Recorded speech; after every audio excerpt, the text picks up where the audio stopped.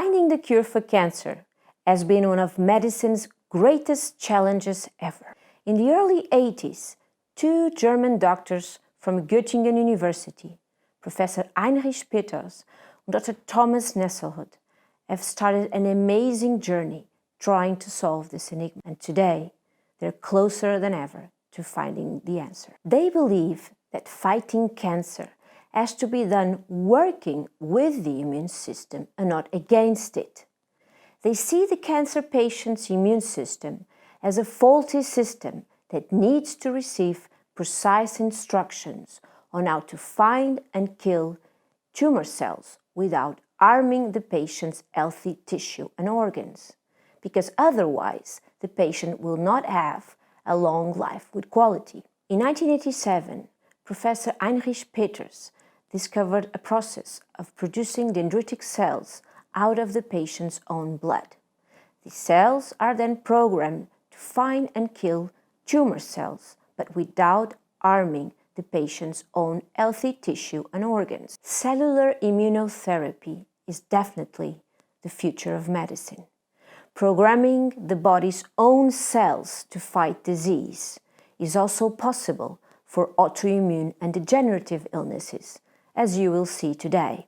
In this documentary, I've compiled the most asked questions by patients in the last 6 years of my work as a patient advocate. I've seen hundreds of patients being treated, and I've witnessed firsthand the amazing results of dendritic cell vaccines. Dendritic cell therapy is a treatment for cancer.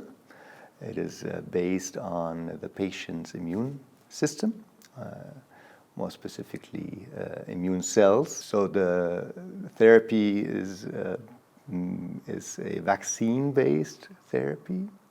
So what we do is we produce vaccines from the patient's own blood, from his white blood cells.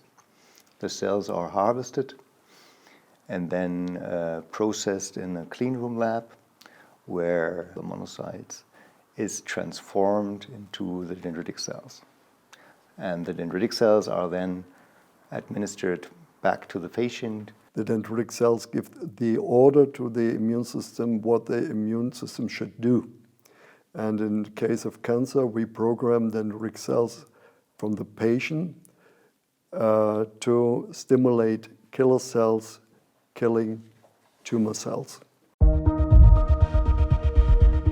Dendritic cells-based immunotherapy can be working in almost all kinds of human tumors. Immunotherapy is based on a biological principle, a principle which is the same in every man and woman, and it's the same in every disease. It's the activation of the immune system is generally the same in a prostate cancer or in a breast cancer.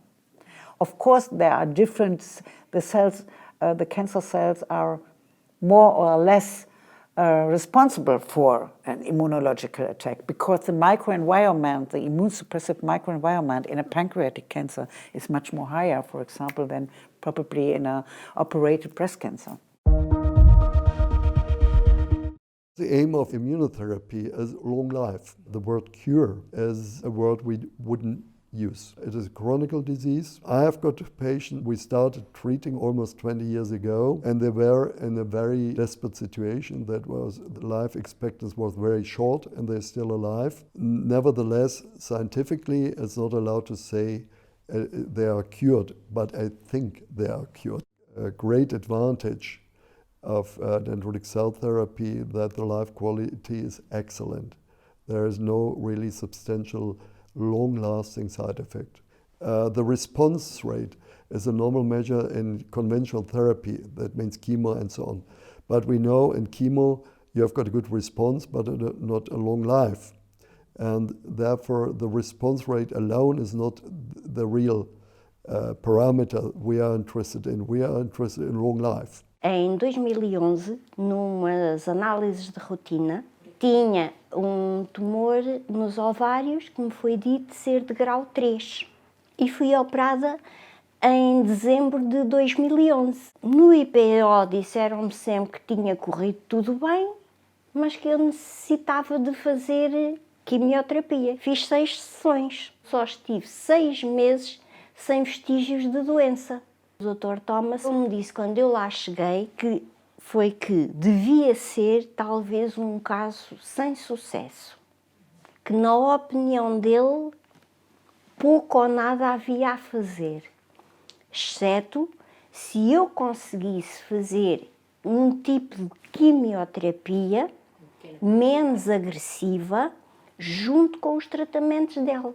Na Alemanha também fiz uns exames para saber qual era o tipo de quimioterapia que eu necessitava. Quimioterapia adequada ao meu caso. Uma dose muito baixa do medicamento que ele achou que era o adequado para mim.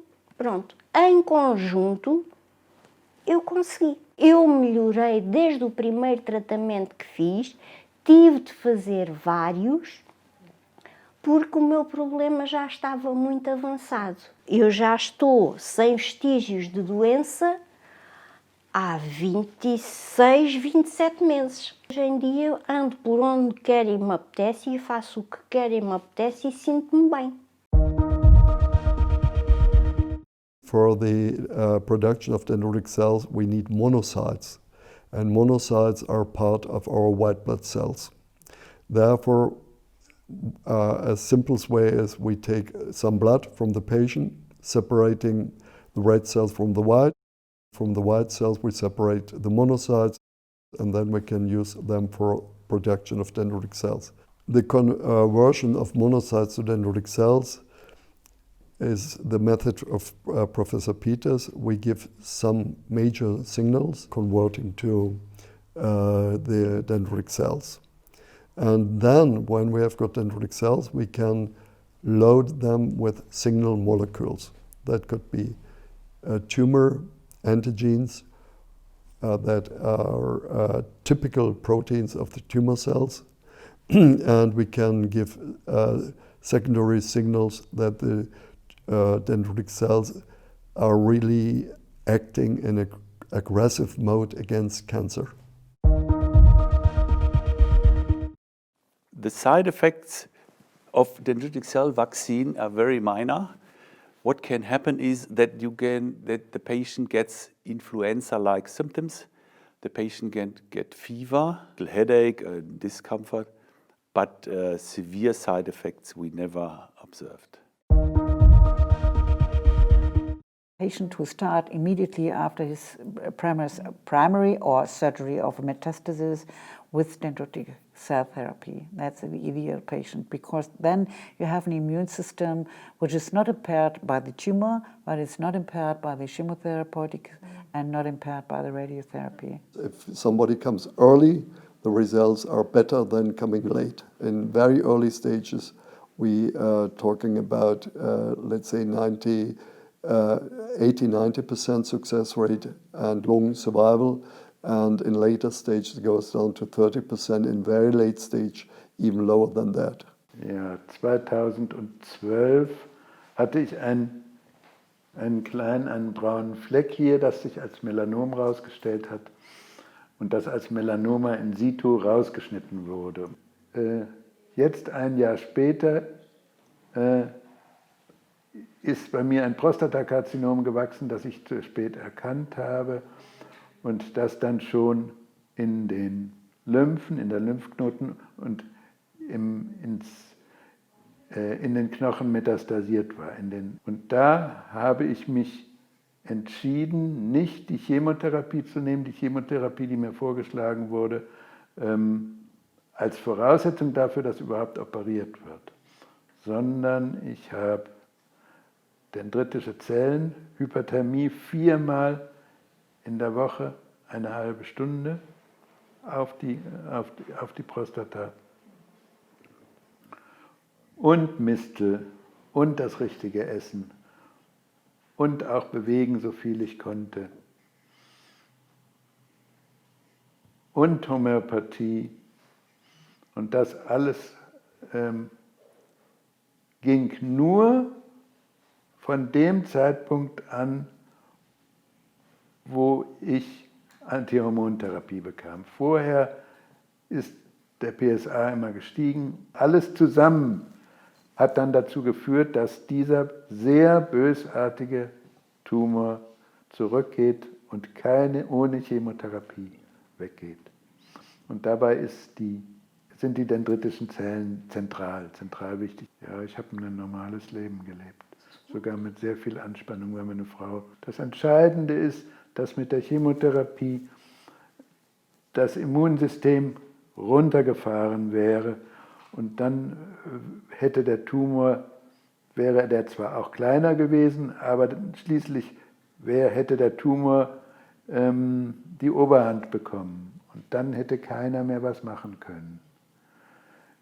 Jetzt ist das die maximale Anheizung des Immunsystems. Das ist das, was wir gemacht haben und was wir noch machen. Und zwar ein Konzept mit dem Immunsystem und nicht gegen das Immunsystem. Darauf kommt es an. It's an open question because we have to see each patient, how he is responding. We have got few cases with one shot complete remissions, but that is only a small number of patients.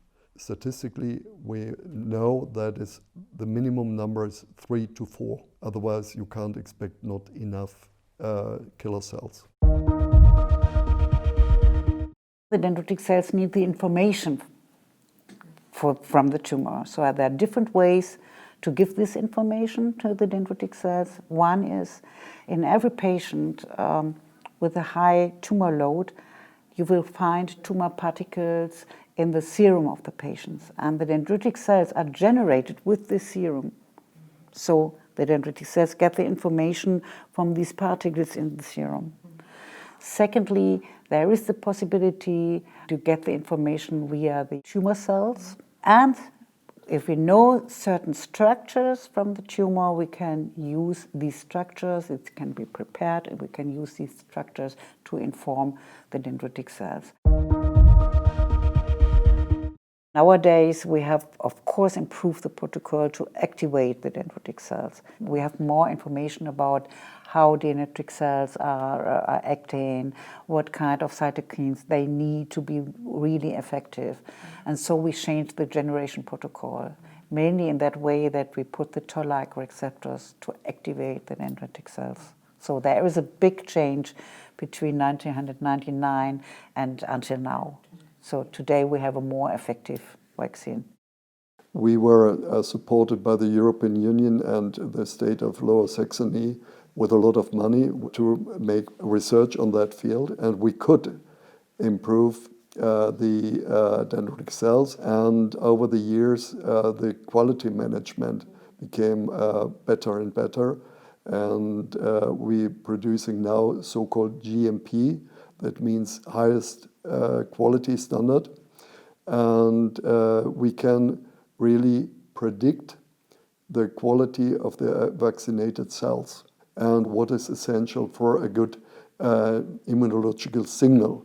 Eu fui diagnosticada dia 21 de abril com um cancro de mama no peito esquerdo, grau 2, estágio 3, agressivo, e procurei alternativas até que consegui chegar às células dendríticas através de uma amiga que conhecia e percebi que era uma maneira muito inteligente de tratar a doença. Quer dizer, é algo que o meu corpo criou e com as células dendríticas nós ensinamos o corpo a combater aquilo que criou. Fiz 4 vacinas, entretanto já fizemos os testes e graças a Deus está tudo limpo.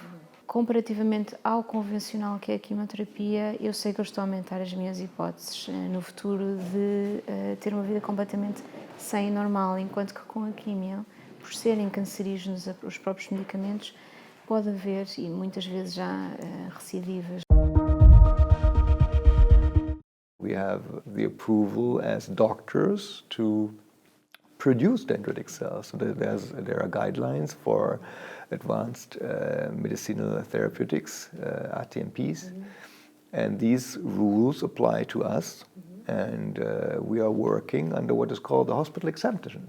So in Europe, individual doctors can get a permit to produce vaccines or other therapies for their own patients. For their own patients is important because what we cannot do is we cannot distribute the therapies. So here it is very much focused and centered on the individual doctors treating his or her own patients.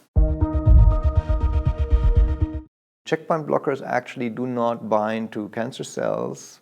They don't attack the cancer cells, but they protect immune cells from the negative effect of the cancer. So many what we call tumor escape mechanisms, are such that the cancer cell actually inactivates and kills immune cells that could otherwise attack the tumor. And there are certain receptors on the immune cells called PD-1, and then there is a binding factor, a ligand on the tumor cell called PD-L1, and if the two bind, then the immune cell goes into apoptosis, so that's a programmed cell death, is actually eliminated.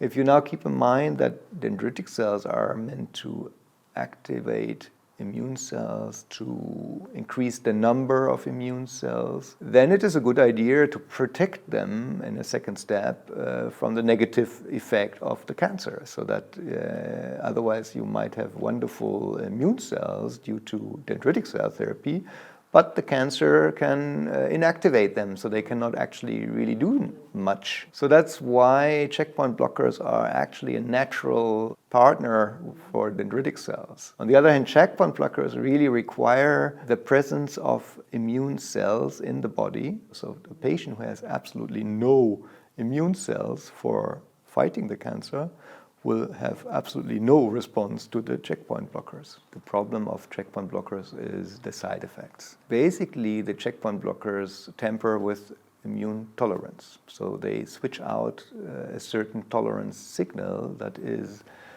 good if we talk about anti-cancer effects, but is not good if we talk about what we would call autoimmune effects. So diseases that are caused by the immune system attacking healthy, normal tissue. So typical side effects of checkpoint blockers might be inflammation of the bowels, colitis, or pneumonitis, or liver problems, kidney problems, hypothyroidism, so all sorts of different side effects that we find also in typical autoimmune diseases.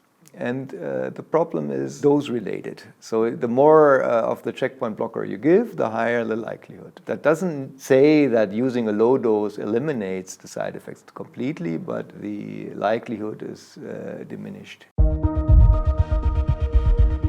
First of all, the whole basic scientific work was done at university. It's not, let's say, just experience. It has a scientific base. We use all kind of therapy when it is suited to the patient. What we're doing is not a standard therapy because each patient has their own tumor and that is unique, and we doing the therapy according to the single patient, so individualized therapy, and that makes a better success. We don't hesitate if a chemo is indicated, we do. And if irradiation is indicated, we will do it as well. In late 2013, I got the diagnosis of a very advanced stage 4 renal cell cancer. Yeah, it was very big, it was 15 to 13 centimeters, and it was invaded the vena cava. They done the surgery, it went very well, and I had no metastasis at all, and so I started after the surgery with the activity-specific immunotherapy. I've done now 7 vaccines. I live my normal life. I work for myself. I feel good because besides the surgeries, I have no side effects. Cellular immunotherapy, which we are doing mainly, of course, in the last years for cancer, is also open for other diseases. What we are doing in cancer is to activate the immune system in a so-called Th1 immune response to act against the cancer. In autoimmune diseases, for example, you have the opposite. You have a very activated Th1 immune system, but it acts against your own cells. And what you want to do is to have the opposite, a Th2 immune response. And what we can do with the autoimmune cellular therapy if we program monocytes in a different way, not to activate a Th1 immune response, but to avoid this, to make a regulatory vaccine, and that's why you can use such a regulatory vaccine or anti-inflammatory vaccine in autoimmune diseases. And you can also design the cells in that way that they down-regulate existing immunoresponses. And that is very useful in chronic diseases like rheumatism, sclerodermia, and also neurodegenerative diseases, because the destruction of the brain or the nerves are an immunoprocess. So we are successful in Alzheimer's, and we measure the patient before treatment and after. They improve a lot. We treated several kinds of degenerative diseases. First of all, Alzheimer's, Parkinson, MS, also very rare diseases. Most patients in degenerative diseases and autoimmune diseases, symptomatic diseases, they became free of any symptoms. I can imagine that after years another episode can happen, but then we can repeat the treatment. The most critical to our work is that we don't do clinical trials. So we have no randomized statistical analysis. We don't want to do this because we want to treat the patients individually. There is a statistical analysis saying that observational studies, what we are doing, the results are the same as from clinical trials. We are presenting our data at the American Society of Clinical Oncology every year. We have published case reports, and I guess that's okay to say, yeah, we have success. And we are not the only one who have success. There are thousands of publications showing that the dendritic cell therapy can be successful in human tumors. In former times, a doctor see what's going on, then he takes the medicament and see, oh, the patient is improving. That's medicine-based evidence. Then the clinical trials were started. Now, evidence-based medicine. They make first the clinical trial. They are not looking any longer what is going on in the patient. And what we are doing is medicine-based evidence. We treat the patient and we check what's going on. We have to change our mind. We have to go from bed to bench side. We have to see what's going on and to say we have to make medicine-based evidence, and I think that's right.